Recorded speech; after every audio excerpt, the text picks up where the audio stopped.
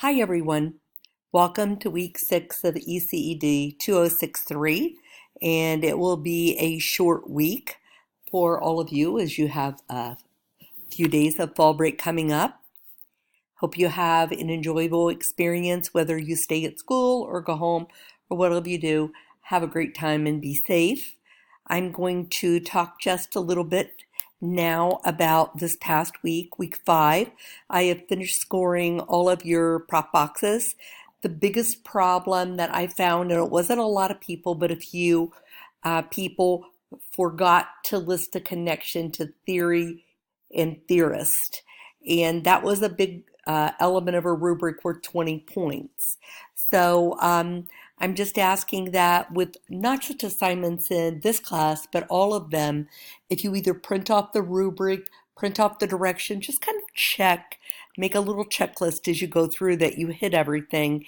It will keep you from losing points for something that you didn't include, because seriously, every one of them was really good. It was just some of them missed that element. So we'll go ahead and move on to week 6. As I said, it's a short week. I tried to make it so you didn't have as much to worry about getting done this week. You'll be working on the project approach viewing guide. It is due Thursday. And one other thing I wanted to mention, I said this last week, I believe, on the video, but please, if you have only one assignment due, do not turn it in before the academic week starts, or you'll get counted as absent.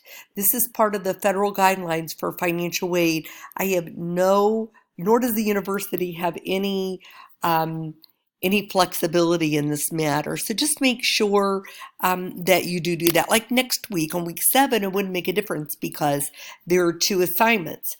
For the upcoming week with week 6, there's only 1 assignment. So make sure that you don't turn that in ahead of time, please.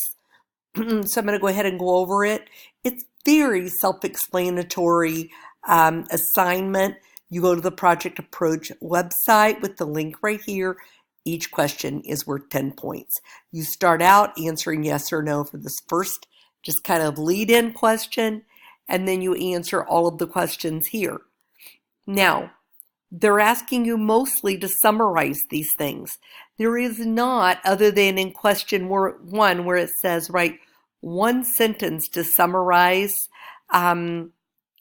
the engaging children's minds section.